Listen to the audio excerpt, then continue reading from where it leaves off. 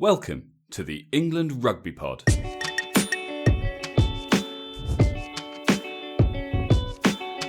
Thanks for downloading episode 7.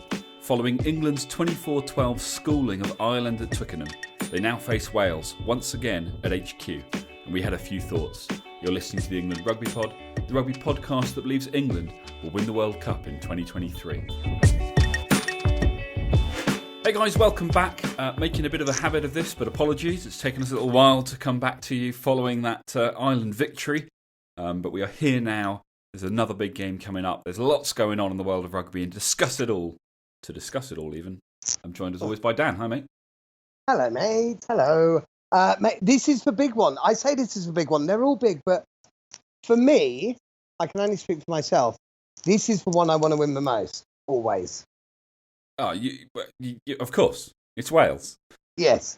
Yes. But I only want to win it the most because this is the game. Do you know what I mean? Like I think there are other nations who actually target the England game. I wasn't thinking at the beginning of the Six Nations, I can't wait for Wales. That's the big one. It's just that it's the next one. So part of me thinks, yeah, I agree with you. And then the other part of me is like, well, it's just it's the game we've got this weekend. Yeah, I know what you mean. I'm most gutted if we lose to Wales. Yeah, like I agree. For example. We should never lose to Wales. We should never lose to Wales. End of. We are always better than them, whether we win or lose. Yes. And I mean, we're coming to you now. The team's literally just been announced. It has. Before we get into all of that, because that's kind of the focus of today's episode, we obviously didn't bring our listeners the post-Ireland game. We apologise. But what a game that was. Yeah, great game. Ireland were out of sorts, weren't they? But I don't think it mattered. I think we just absolutely dominated them. Were Ireland out of sorts? Or are they just not as good as they've been cracked up to be? Because let's be honest, it's not like it was a one-off. I mean, they had a pretty poor last year building up to the Six Nations. England dominated them in the last couple of meetings. They had a poor World Cup, and now, they beat Wales, and so suddenly they're a potential threat again. Then they lose to England, and everyone's like, "Oh, they had a bad day at the office." Well, did they, or actually, is there just something missing? And as good as Farrell has been, and potentially will be, we talked about this a few weeks ago. He's still part of the makeup that's been there. That was part of the downfall, if you like. So I'm not suggesting that they should change anything, but I think there's been a lot of sort of talk, a lot of hype around, he's going to bring something new and it's a fresh start for Ireland and they're going to, really step things up. And actually, how much can he bring that's new? Because that would imply that either he wasn't happy with the way things were throughout his entire tenure as the defence coach, or he was happy with it and therefore he's probably continuing a lot of the same now, which we know didn't work towards the end. Well, yeah, exactly. I mean, there's Ireland, they've got some great players, but they've been figured out. And you say, can he bring something new? He has to, because there's only so much. I mean, when 2018, when they were awesome and, they beat the All Blacks, won the Six Nations, I think Grand Slam. I'm sure it was a Grand Slam, wasn't it? Yeah. But there's only so far the sort of hard Celticness. I'm not sure if that's a word. If it's not, don't let me know, because it should be a word. But there's only so far that can take you. And now everyone seems to figure that out. And they don't seem to have come up with a plan B yet. But having said that hard Celticness, England bullied them a bit. Yeah. England, Ireland, they lost it a bit.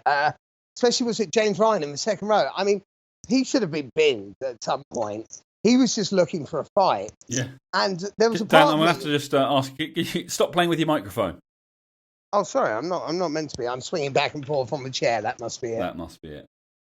Yeah, James, you're right though. James Ryan, just regularly sort of just dangerous hits, dangerously entering the rucks. And you're right, just looking for a fight. Yeah, which so be it. On a few occasions.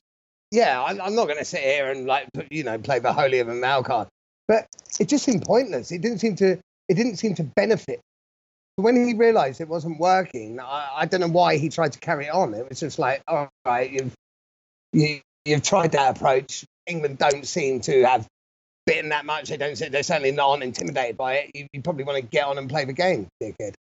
What did you think of the ref? Because there's been a lot of backlash suggesting that he had a poor game. I didn't feel that was the case, but then often it's easy to feel that way if you end up with the win. I slightly disagree with you. I thought he went against us. I don't think we had the rub of the green with regards to the ref.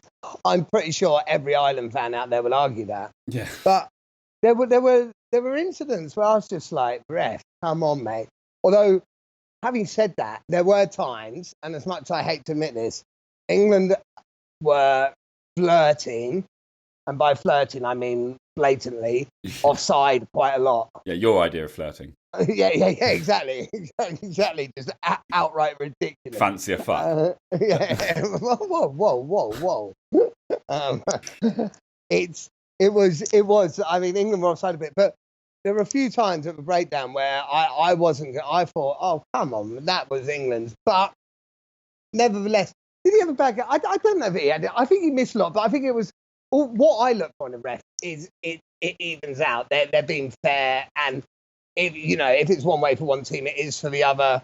Yeah. Overall, that's the key. I think that's the key. It's not so much about missing things unless it becomes crucial decisions that are game changing.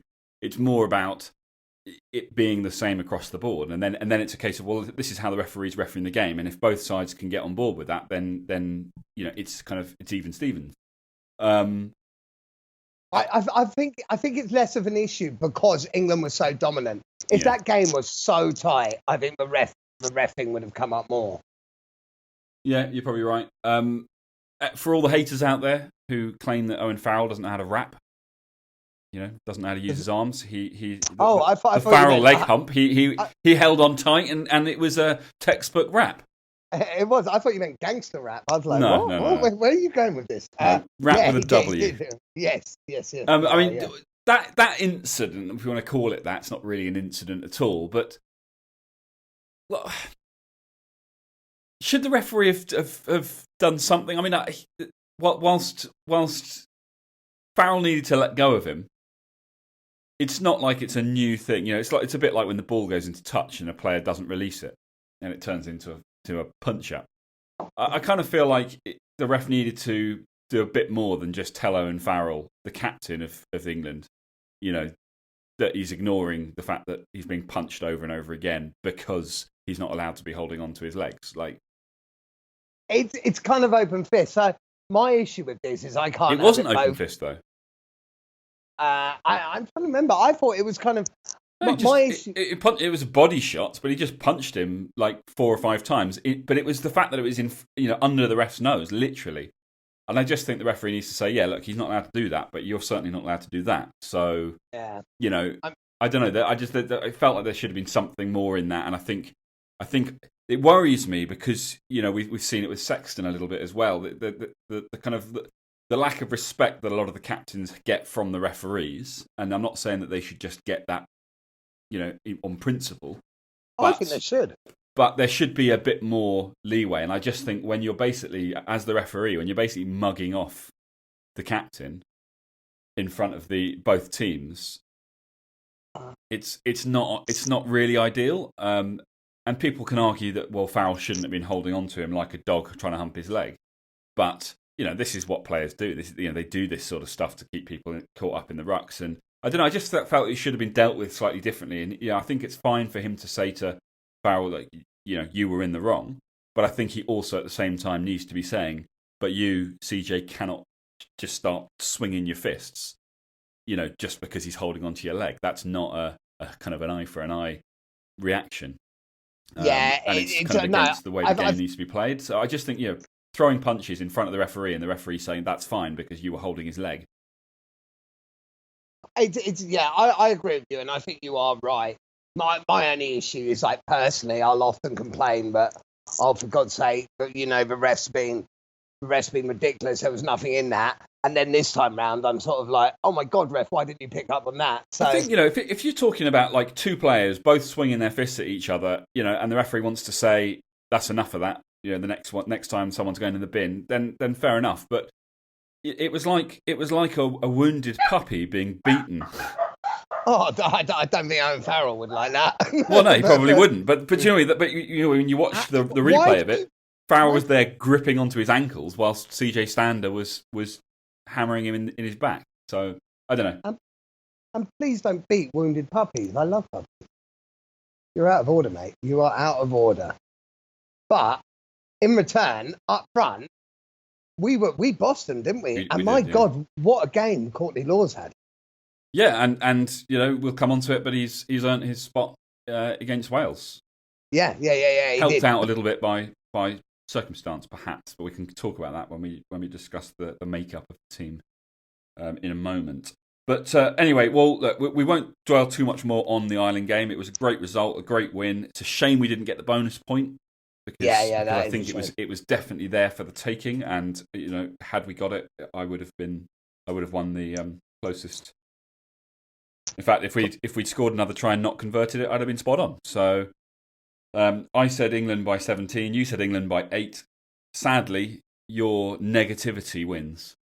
It was England by 12, so I was closer. Yeah. So I think I've won each one so far, haven't your I? Negativity wins. Congratulations. It's still the England 24-12. Yeah, solid performance. Could have been better, but it could have been. But I think we needed that. I think after the France game, that wasn't great. You kind of discount the Scotland game because of conditions. It was great to see England play like that again. And please, can we play like that again in a couple of days' time? I think we will, Dan. Look, before we get into the Wales game, let's just quickly have a chat about the weirdness that's going on in the world right now, and its impact on rugby. This coronavirus is causing a few issues. Before we carry on, should we decide if it's Corona or Corona? Well, you can call it Corona if you want. I call it coronavirus. I'll stick with that. But yes, sweet. No, it is causing issues, isn't it? But hey, look, I think that's a smart thing. Play behind England Six Nations games getting set to be postponed.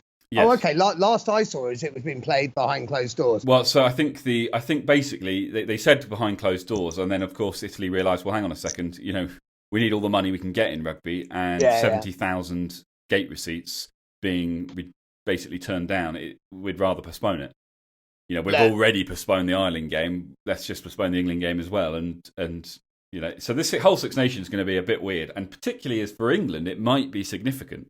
Obviously, if France go on and do the Grand Slam, it's irrelevant. But if they don't, if someone between now and next weekend beats France.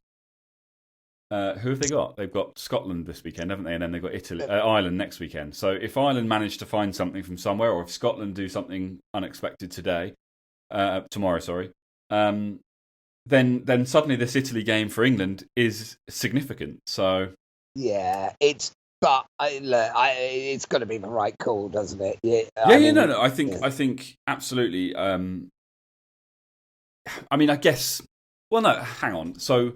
The trouble is that the game's in Rome. I think the issue is the crowds. So they don't want the crowds there because that's where that's a. And to be honest, I'm surprised that any of the games really are going ahead for the same reason. Because it may not be massively rife in the UK just yet, but the whole point is that when you have these big events, Twickenham at the weekend, 80-odd thousand people. It'll be interesting to see if it's full. It's the mosh pit. I'm not sure I would risk it at the moment, just with all the uncertainty that's going on. But as the players said, there's you can only control so much. This is a global thing, so it's not like if you're going to get it, you're going to get it. For most people, it'd probably be a cold like any other flu you might catch. Take care of the vulnerable. Yes, yeah, absolutely, and it's the right thing. But let's not. We're not going to comment too much on sort of world health and all that because it's not necessarily. Well, it's definitely not our place to do it. But I guess rugby probably isn't either. But we do that. Exactly. One thing I'd say that I find weird with the whole thing is the whole Mako Vunipola thing. So he's not allowed to go with England self-isolation. You think fair enough, but he's training with Saracens. Well, he's not. So he's not in self-isolation. Basically, the England team have been told that because it's a sort of a 24/7 camp environment, because they're together all the time, and because he's come back via Hong Kong, and Hong Kong's obviously a risk area. He's been told. Yeah, he's obviously been checked out. He's had all the tests done. He's not ill. But the England camp have just said because it can take up to 2 weeks for symptoms to show themselves, they just don't want to take the chance given the camp environment. Whereas, I mean, I don't get it either because, of course, you just as easily pass it on to someone in training. But I guess with Sarries, it's training. It's not 24/7, and the thought process is, let's not risk it in the middle of the Six Nations. I don't know, but. I bet he has the best week ever at training when they're playing mock games. No one wants to tackle him. It just looks like it's running. That's why we should have been playing with him following this news. Yeah, exactly. But yeah, I mean that opens the door for Marler. Well, I say opens the door. Mako and Joe Marler are both doing a very similar job at the moment, and both doing it well. And so it's not a major disaster. Yes, we want Mako there, I think, but. Without him, I wouldn't say that that's one of the areas that we crucially lose out on something. So as good as he is, I don't think he would have been selected anyway. Really? Yeah, I think Marler's doing a really good job there, and I don't think you can get rid of Genge. Lucky you're not on the selection team. Yeah, I don't think you can get rid of Genge. You can't. Genge is a finisher right now. Yeah. And so, yeah, that's fine. So it would either have been Mako Genge or Marler Genge. It's Marler Genge. Great. George Cowan-Dickie. Standard. Luke Cowan-Dickie. Oh, sorry. Yeah. Jamie George, and then Luke Cowan-Dickie. No, my bad. You mentioned to me in the week, should Luke Cowan-Dickie get his shot at starting? And he's tried it a few times, but actually, when he comes on as a finisher, he always scores a try. He does. But Luke Cowan-Dickie, to me, is looking brilliant right now. When I mentioned it to you, should he get a shot? I'm by no ways thinking, he should definitely be starting. Because on the balance, I would say Jamie George is perhaps still just for number one. Yeah. But it's a good pairing. Luke Cowan-Dickie is starting to look like one hell of a player, isn't he? I wonder whether, because don't forget, it took Jamie George like 20-odd tests before he got a start. I wonder whether, I know Luke Cowan-Dickie has started in like World Cup warm-up matches. I wonder how long it might be before he starts in a sort of major international. If he keeps playing like this, for sure. Yeah, I mean, I get the whole way that the forward pack works now, and with substitutions happening at specific times, and it's being the 23-man game, and all that other stuff. I'm not sure necessarily that he will. I kind of think Eddie's looking at Jamie George and Luke Cowan-Dickie as Jamie George starter, Luke Cowan-Dickie finisher, and that's kind of the role that they have within the England side. Perhaps he sees Cowan-Dickie as more of an impact player, and therefore he slots better into the finishing position. So I'm not sure that necessarily it's a case of will Cowan-Dickie surpass Jamie George to become the starter, because I don't think that's the way it's being looked at. But I mean, obviously, if injuries dictate, then we know we've got a strong player coming through who can do the job. And I think otherwise, I like the. It takes me back to when the likes of Vunipola and George and Sinclair and these guys were first coming through, and you used to look at the England team, and you'd look at the bench and just be like, wow, it's going to be a brutal last 20 minutes for the opposition, because it looked really impactful, and it's starting to look that way again with the likes of Genge and Cowan-Dickie, and so I'm interested to see.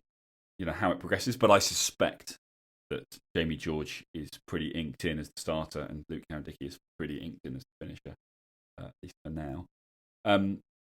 Just hopping to the back row before anything else, just because we've obviously discussed this a lot. We've got second rows coming out of our ears, the awesome foursome plus Charlie Ewells, and they can pretty much all cover the back row as well.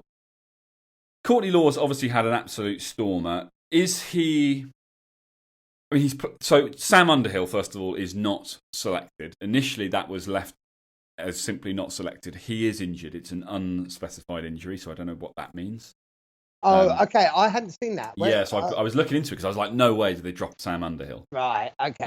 And you're not resting him. You just had a week off. So there's got to be something more to it than that. And I found an article, and the fact that one person wrote it, I'm happy to take that as gospel. Fact, yeah. So unspecified injury. I'm sure that is the case.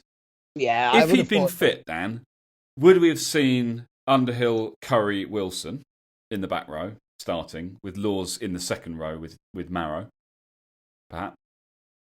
Or do you think Laws has earned the right to start at 6? I don't know. That's a good question. As good as Laws was, and if he backs it up again this weekend, I may change my tune. I still don't think we need him as a back row because of the options we've got. But right now, I get it. If Underhill was fit, Underhill's been playing so well. I think he plays if he's completely fit. Yeah, I mean, I would rather have Laws in the second row, knowing that in open play what he's capable of. You know, as a player who can play in the back row. Do you know what I mean? It's like it's an extra back row player. If you've got Itoje, Laws, Wilson, Curry, and Underhill all covering the back 5. You've got 5 back rows who also can play second row. Do you know what I mean? Like, I think that's a positive. I think it seems like a bit of a waste if Underhill's fit that you would have to leave one of those 5 out. But then that said, George Cruz I think has been great, and he's a solid second row that I think perhaps you need that. Perhaps you know if you've got the likes of Itoje who can play back row and you've got the likes of Laws who can play back row, perhaps you need a Cruz in there just to sort of firm things up a bit. Yeah, I get this. What I don't slightly get is with Wilson there, the way it's lined up, the way the England team's announced, Curry's still at 8. Yeah, Wilson's playing 7. Yeah, I didn't even think Wilson was a 7. I thought he was a 6. Yeah, 6 or 8, and you've got specialist 7s. Yeah, so basically you've got Wilson who's a specialist 6 or 8 playing 7. You've got Curry who's a specialist 6 or 7 playing 8. And you've got Laws, who's a specialist second row, playing 6. Yeah. It's very weird. It is weird. I can only assume that Eddie is looking at Wilson and going, this is temporary. Well, so I think Eddie is trying to make the back row completely interchangeable. Just a back row. Yeah, a back row, which is fine if you don't have the likes of Billy. Because when Billy comes back, that changes the dynamic. So to me, it just seems a bit counterproductive to, when Billy's there, have a definite 8 and then the rest. Whereas when he's not there, it becomes interchangeable. I mean, if we look ahead to the last 20 minutes or so, and the changes start being rolled in, whatever the word is, do we think that Wilson, obviously just back, is likely to be a change, and therefore he goes off, or do we think he moves to 8? Curry moves to 7. I think Earl comes on for Wilson likely. Just like for like. So maybe Earl comes on, because when Earl comes on the other times, does he come on at 8?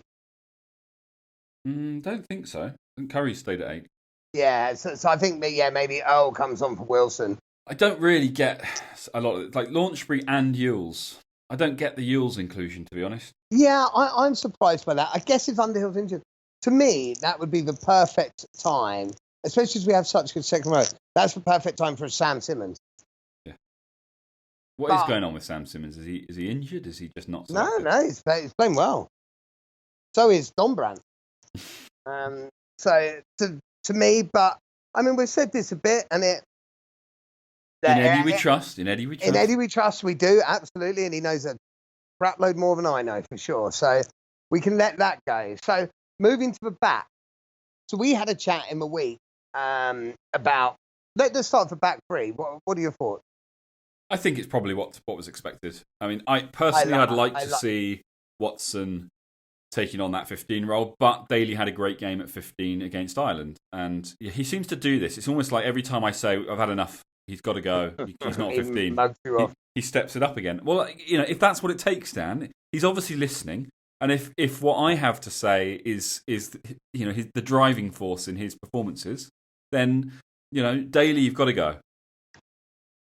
Now it's pretty much guaranteed he's going to have a stormer. Yeah, possibly. To me, you're happy with it, aren't you? This is the back three I like. I think May and Watson on the wing are the best wing combination in the world, and I love Daly as a player, and I think him at fullback. I think he's a good player. There's still room for improvement. I get that, but I think he is gonna. Whereas, like you say, there are times where sometimes he doesn't have the best game. I think he's going to become more consistent and more consistent. I think that's the key. We need more consistency from him, and I think from a fullback in general, you want to know that your fullback is absolutely inked in, one of the first names on the team sheet, because he's going to put in a performance week in, week out. And I think that's the one thing that just worries me with Elliot Daly. I would say I think probably teams are less. We talk a lot about they're going to pepper the fullback if he's a bit new or I think all of the chat about his ability under the high ball. I still think so. Two things. One, I don't think he's a very good attacking player when it comes to aerial attacks. He chases a lot of ball, but very rarely wins it back. And if he does win it back, it's usually just kind of open play, kind of managed to get a hand on the ball, and then it's anybody's. And the danger there is that there's the risk that you pop the ball straight into somebody's hands, and a bit like it happened against Ireland for England. Was it? Yeah. Was it our first try? Yeah. Maybe it was the Wales game. Maybe it was the Wales game actually, and it was. We haven't played Wales. No, it wasn't us. Maybe it was Wales against France, and it was Halfpenny who went up for the ball, and he got a hand on it. And he just, tapped it back, and the bounce just landed in the French player's hands, and away he goes. And that's the danger when you kind of attack like that. I think no question. You stick a high ball up, and he's not under pressure. He's going to take the ball and potentially counter attack. So my issues have never been with his ability just to simply catch a ball. Of course, there probably have been, little cock ups where things go wrong, but that can happen to anyone. But that's not my concern. My concern is the under pressure stuff. And you look at an Anthony Watson, and you back him 9 times out of 10 to get hold of the ball. I think with an Elliot Daly, it's maybe 50-50. And I want 90. Yeah, I know what you mean, but I'm personally happy about that for this. Yeah. For this watch. I'm not massively disappointed by it. So I think let's see, because like I say, he had a great game against Ireland, and if that's something's changed, and maybe it's just confidence breeds more confidence, and hopefully we see him continue to do more of the same. So yeah, it's a strong back three any way you look at it. So happy with those three. Really pleased to see Anthony Watson back in the fold as well. Yes, can't wait. I think he definitely offers something. We talked about whether or not Ford Farrell Tuilagi was the answer, because obviously you've also got Slade and JJ as options. Yeah. He's obviously dropped JJ. Yeah, which is unfortunate for JJ, because he had a stormer as well. Yeah, I mean, what is it the right call? I mean, is this where you've got Charlie Ewell's? I mean, I guess the problem is, had you had Slade and JJ on the bench, what changes would you have made? Yeah, Ford off, Farrell to 10, Tuilagi off, and then Slade and JJ as the centres. Well, so that's the thing. I think I kind of get that. The way it's set up, because I mentioned in the week, and I think I was wrong to say this. Is there a possibility of having Farrell at 10, Tuilagi at 12, and either JJ and Slade at 13? And then having Ford on the bench if we went 5-3. But thinking about that, I think that's wrong. So Wales, I haven't seen their team yet, and from what I see, they haven't named it yet. But Bigger's injured, isn't he? I believe Bigger's injured. Whoever comes in there, but Nick Tompkins, who's been playing 13 for them, he's had moments of brilliance, but where he's looked weak is defensively. So he's now coming up against Tuilagi, assuming he starts at 13. Yeah. His sheets are brown every morning right now if he's starting, because Tuilagi is not the person you want. So I actually think it's great to have him there. And what I'm hoping might happen is, because he has been caught out in defence a few times, if the Welsh wings then just creep in a little bit because they're maybe a bit nervous about Tuilagi running or want to double up on him. You've then got your Watsons and Mays outside to do damage. Yeah, completely. And so I think having Tuilagi in that wider channel is the right call for this game, personally. I also think Ford and Farrell's going quite well at the moment. Yeah, definitely. I mean, George Ford's controlling the game brilliantly from the boot. I mean, forget the Scotland game because it was just a bizarre experience for everyone. But yeah, he's just getting better and better with the boot. I like ball in hand. I like the ball in hand more, which we did against Ireland. Obviously, conditions, impact that. But also, Ford with ball in hand is so dangerous as well. So I think Ford Farrell together combined to make Tuilagi more dangerous, because between them, that ability to make the snap decision about whether or not you're punching Manu up the middle or putting the ball in behind him and getting it wide quickly, or a little chip over the top, whatever it might be. It makes Tuilagi more dangerous, and I think when you've got those two playmakers inside him, it just adds to it. And so I agree with you. I think it's the right call to stick with Ford Farrell at 10-12.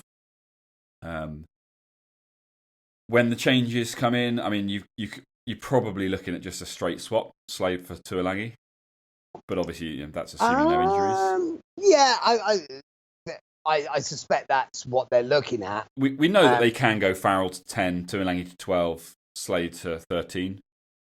But I think that offers another dynamic if it's Tuilagi to Slade direct swap. As long as they have a game plan for it, because when Manu got injured in the France game, I think it was, and they brought JJ on, they just use JJ the same way, and JJ's not smashing through people. No, he's dancing through people, but he's not smashing through them. So giving him man and ball is not helpful. Yeah, no, I agree. As long as they've got a game plan for it. Yeah, it should Tuilagi. If they go down that route. And also, if Tuilagi gets injured, I hope they don't stick to the crash game plan just with a non-crash player. Exactly. Quick question for you. In the probably unlikely scenario that 3 England backs get injured, just in the game, like Niggles or whatever, can't carry on, who goes into the back line? Sinclair on the wing. Sings on the wing. Yeah. Done. Okay. Easy. So, who goes up? It's a good question. I don't know. Is it a Tojo? No.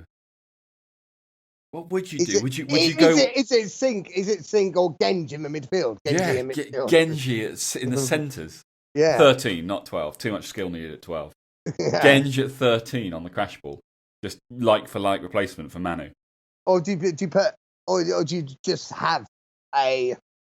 I don't know. I mean, maybe Sinclair's not the dumbest answer, because maybe you slightly change it and you just have him, because he can distribute. Yeah.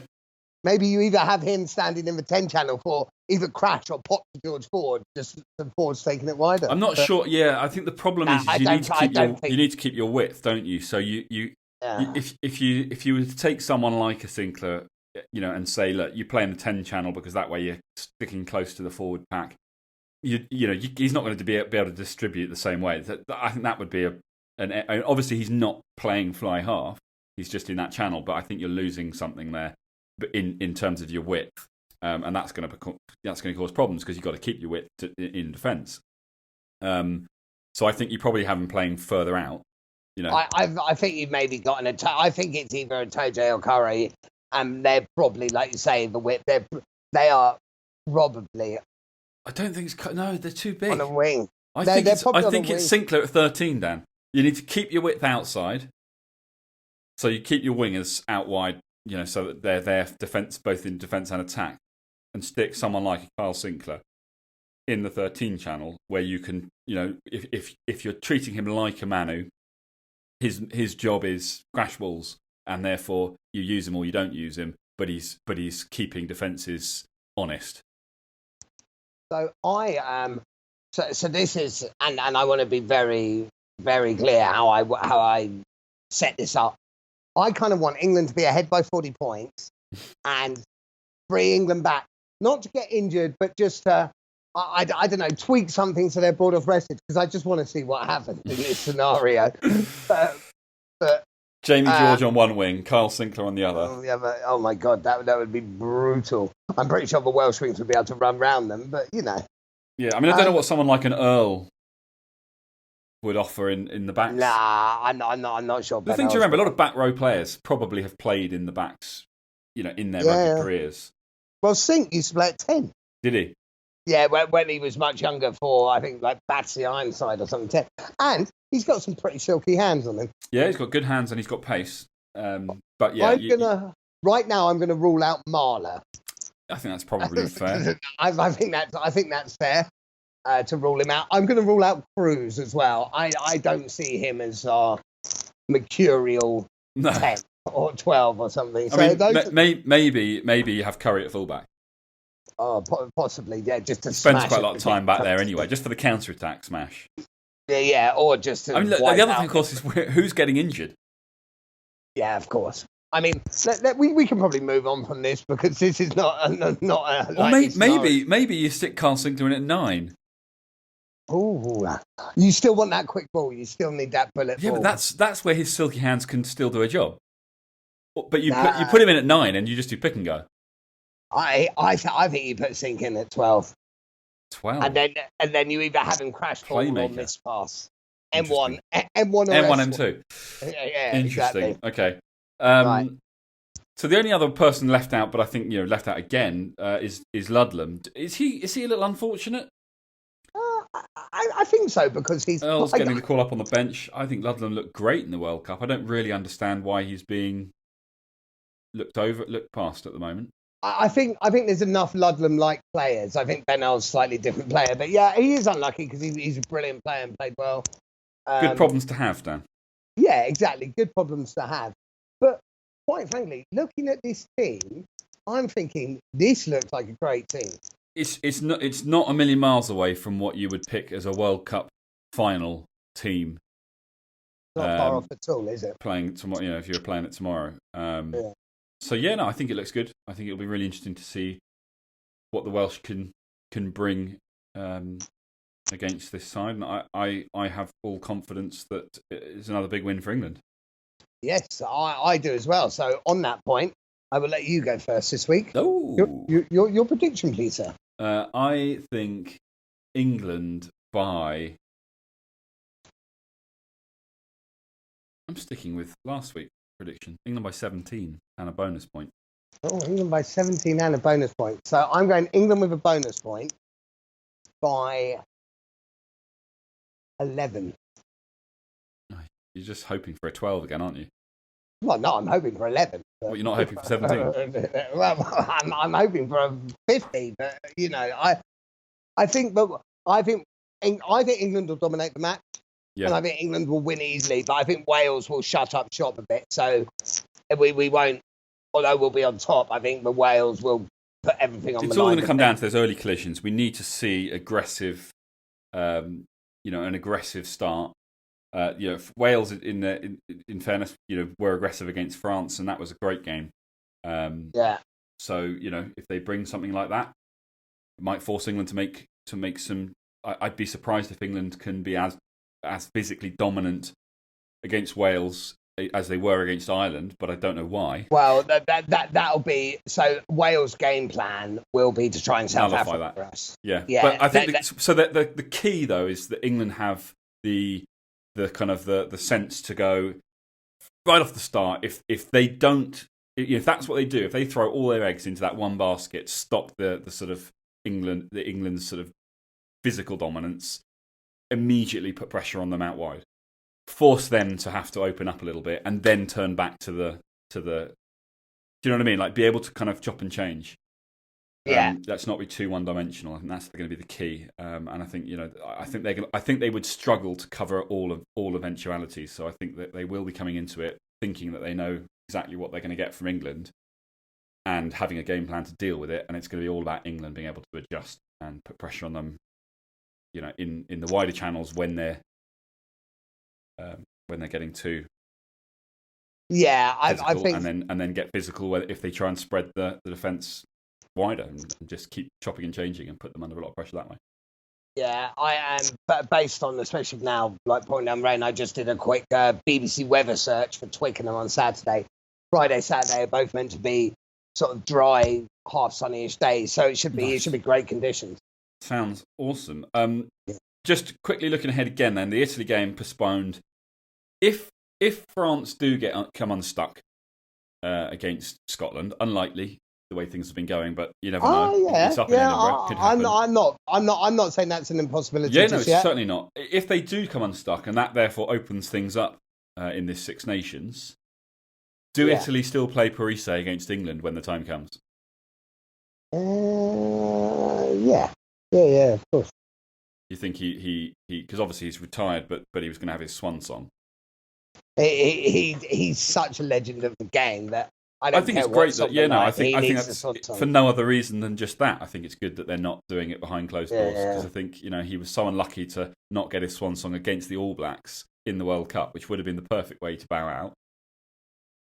No, exactly. Because of a natural disaster, and now another one is stopping him getting his swan song against England at home in the final game of the Six Nations. Yeah, there's few players in the world where, in the age of modern rugby and commercialism and all that, where you can do that, but Parise is one of them. Parise does deserve it. People say you can't have sort of the sentiment get involved, but with Parise you can, because he's been such a legend for rugby generally, but especially for Italian rugby. Yeah, I mean, he's unlucky he was born Italian, to be honest, because I think the problem is he's had to carry the Italian team for so long that as they started to get better, he kind of wasn't willing to trust anyone else, and so I think towards the end he was starting to do too much, and he didn't have that faith in the rest of the team, and actually that became the problem. Maybe, but I also think, like we're talking about, does he get a swan song? I think he's still good enough to put in a hell of a performance. He's still playing club rugby, right? He hasn't retired from rugby, just international. So, as far as I'm aware, he is. Yeah. They shouldn't actually make too much of a difference, but I don't think it's changed. I don't think it's changing the game either way. Awesome. Well, it's going to be a slightly bizarre weekend with everything that's going on. Obviously, one game already postponed. There's talk that the behind closed doors thing was going to be until the 3rd of April.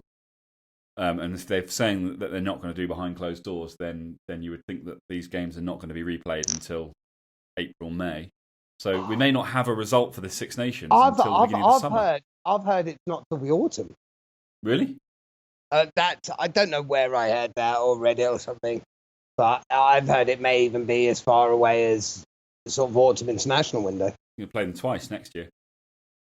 Yeah. Before the start of next Six Nations. I mean, you got to be a bit gutted if you're France. I mean, I know you can still do a Grand Slam, but it's like your Grand Slam year, and basically the Six Nations doesn't actually officially end until. Well, I mean, the fact is, if France win their next two matches, it's irrelevant, isn't it? And they've still got the Grand Slam. In that situation, they need to play the game. I suppose that's the point, isn't it? If France get the Grand Slam, then it's easy. You can still kind of have the Six Nations come to an end, and actually the England and Ireland games against Italy can be played anytime. But you still play them, obviously. But when are the... Because I think the problem, Dan, I think, is if it was the autumn, is that I think the World Cup announcements, the draw is at the end of the summer. I think it's next year. Really? I think it's 2020. Oh no, you could be right. I'm not sure. That's the one thing that does matter with these early games. We've always talked about, it's post World Cup. It doesn't really matter. The one thing that does matter is obviously not getting screwed over in the draw. Yeah, for sure. I've got a feeling. We should look into that for our next episode. I am pretty sure it is next year. Okay, well, we'll double check it for the next episode. But anyway, more importantly, big day tomorrow. They are all tomorrow, right? Saturday. Oh, sorry, it's Thursday today, isn't it? Yeah. Yes, sorry. So they are No, all, both on France, Saturday? France, France on Sunday? France, Scotland Sunday because the island Italy was postponed. Fine. So one game on each day. Are you going to be okay with that? You got your England game on the Saturday. Yeah. Hell yeah. I'm a lot happier with that. I'm a lot happier. He's going to have his whole beer all to himself. I have already planned and where then I'm probably getting, have an early night to be smashed. I've already planned where I am getting my chicken wings from. There's a place local to me that does amazing chicken wings. I am going to get an obscene amount of chicken wings, possibly a couple of jars, and then enjoy my rugby. I can't wait. Nice. Guys, thanks for tuning in. Sorry it took us so long to get back to you to discuss the Ireland game. But, we will... Well, I'll lie to you right now and say we will definitely do an episode on Tuesday to discuss England's win against Wales. But, who knows? Who knows what the future may hold. But at some point, you will hear from us again, and it will involve a discussion about what happens on Saturday. Most important, make sure you're tuned in to the game, and then obviously to our next episode. If you subscribe, you don't have to worry about that, because it'll ping up on your phone and let you know when a new episode is available. That's obviously the easiest option, and since we're not sending episodes out on a daily basis, you're not going to be inundated. If you get an opportunity, head over to iTunes, rate us, review us, let us know what you think. Get in touch if you've got questions, or if you've got any suggestions for things to discuss. You think there's stuff we're not covering, just let us know what you think. Let us know how it's going, and we will. Or you can email us. In fact, englandrugbypod@gmail.com, and on Twitter @englandrugbypod. We'll be back with you some point next week. Tune in, watch the game, enjoy your rugby. Hopefully the coronavirus doesn't cause any more problems for the Six Nations. And we will catch you guys next week. See you then.